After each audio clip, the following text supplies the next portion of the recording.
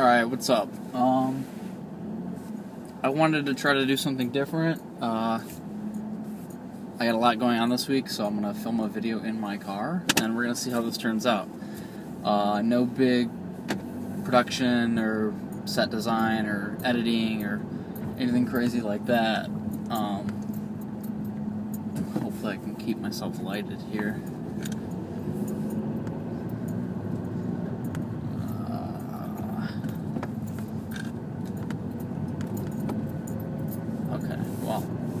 This is what you get this week.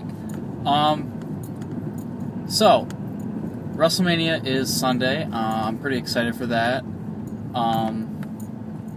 One thing that I'm looking forward to, obviously, is the CM Punk versus Undertaker match. That's the main match I want to see.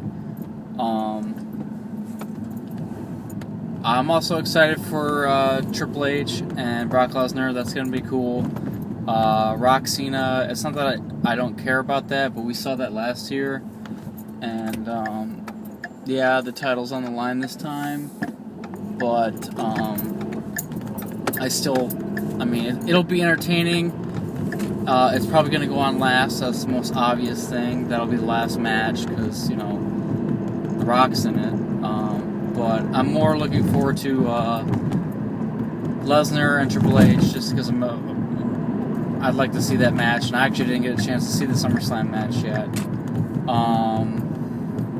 And then obviously Punk Taker. And all honesty, I think that CM Punk on paper probably shouldn't be the Undertaker, not because I don't want him to, but because of all the people who deserve the push the most, I don't think CM Punk really needs the push. I think he's in a good spot.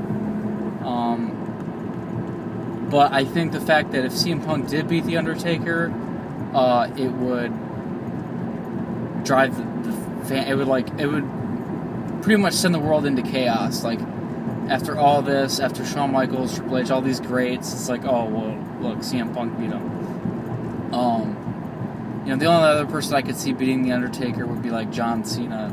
But I think it's really the case of right guy at the right place at the right time. I think the only reason why they let Punk beat The Undertaker is just because Undertaker really can't do another match.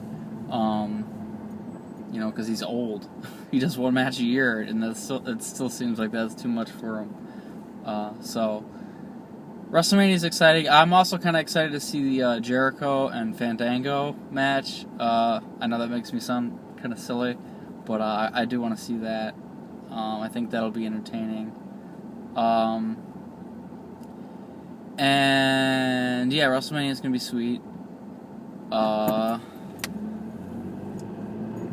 don't think there's anything, all the other matches are kind of like, throwaway matches in my opinion. Swagger versus Alberto Del Rio, I think that's going to go 2 minutes. I have a feeling that might be a short match, but I could be wrong. So, WrestleMania is pretty cool. This is probably one of the first WrestleManias that I've been excited for in a while. Especially because Punk Taker is something that, I thought would never happen at a WrestleMania. But it's cool to see it happen. And if Punk wins, I'll be really happy. I think it could go either way. Obviously, I'm rooting for CM Punk, so... yeah, and that's that. So, wrestling, that was cool. Alright, let's talk about Walking Dead Season 3. I was happy. I felt that the third season of Walking Dead, obviously, was the longest season, and I felt they kind of stretched it out a lot. I think I think it was kind of slow for a lot of things. Like, I know they're trying to establish characters, and I care about most of the characters on the show. It's it's probably one of my favorite shows on TV. But I think it felt like the series moved along kind of slow. They probably could have done everything that they did in 2 less episodes. I think there was like a whole 2 episodes of just stuff they could have cut out. But, you know, I know that they filmed a lot more than what they showed, too, because they were always talking about that.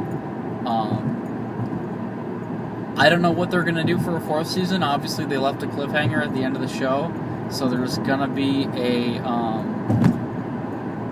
you know, they have stuff to work with for season 4, but I mean, you know, like, you know, they're trying to make this show kind of real, you know, like, how much more can they do?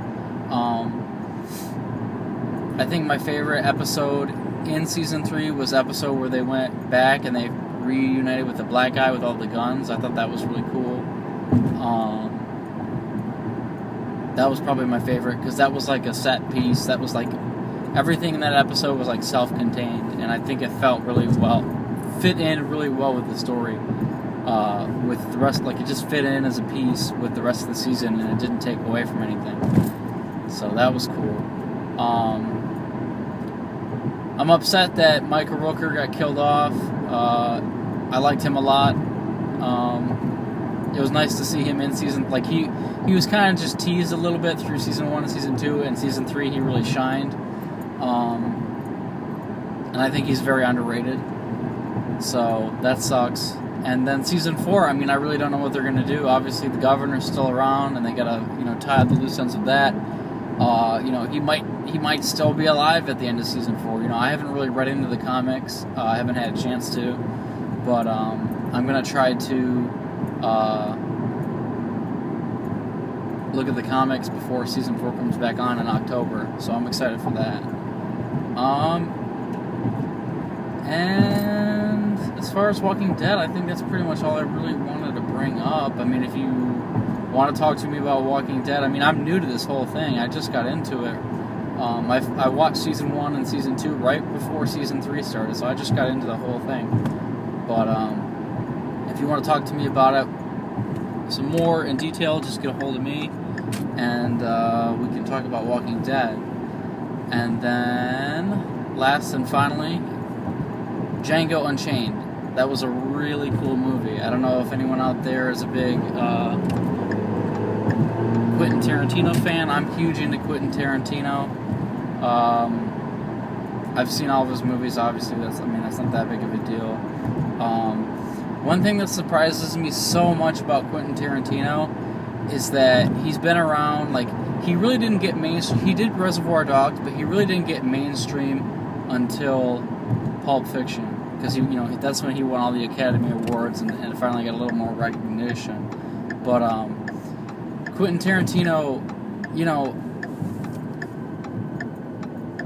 I think in movies more so, it's a lot harder to rip people off. You know, obviously in music people get ripped off all the time. You know, shit. I mean, that's how a lot of like cover bands out there make money off of other people's songs. So, you know, that's kind of like with music. But as far as films go, I mean, people, as far as like mainstream culty directors, I mean, there's no one like Quentin Tarantino, and that's why, you know, all of his movies still seem fresh to me. You know, there might be some smaller directors out there who try to copy off of what he does, but as far as the big picture, there's really not that many people who can even really touch what Quentin Tarantino does. I mean, he really makes these culty films. You know, some of his stuff, like, I know The Grindhouse didn't really do too well critically, but for the most part, a lot of the stuff that he does is I think, groundbreaking, because I've never seen anyone like him. I mean, obviously, you have your David Fincher and your Kevin Smith and who's the other one? Darren Aronofsky. Like, I'm big fans of those 3 directors, and I'm sure there's more, you know, niche directors out there that I'm not thinking about at the top of my head, but you know, I don't think anyone really has anything on Quentin Tarantino, and that's, you know, I like Django. It was nice to see him. Like, it seems that, you know, he never runs out of, like, a new, fresh thing to do. You know, it's like you had the World War II one with Inglourious Bastards. You had, like, the Samurai one with Kill Bill. This one's like a spaghetti western. You know, it's just, he's always finding something new to do and make his own. And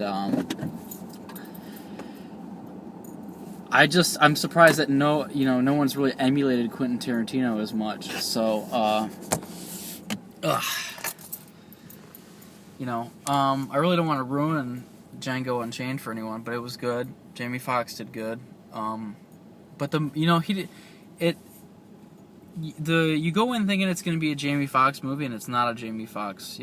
I mean, he's the main character, kind of, but I would say he splits the screen 50-50 with Christoph Waltz from Inglourious Bastards. But it was a good movie nonetheless. I recommend anyone who's a fan of Quentin Tarantino, obviously, to go see it. That's like a no-brainer. And anyone who's a fan of like movies that have like heavy dialogue, I don't know. I mean, I guess at this point everyone knows who Quentin Tarantino is. So if you are a fan of him, of any of his movies, I would suggest this one. So yeah, that's it. Busy week for me, so I had to do the show in the car, and what you see is what you get. A lot shorter than last week, so I don't even know what I'm going to do next week either, so enjoy, and let me know what you think. Take care.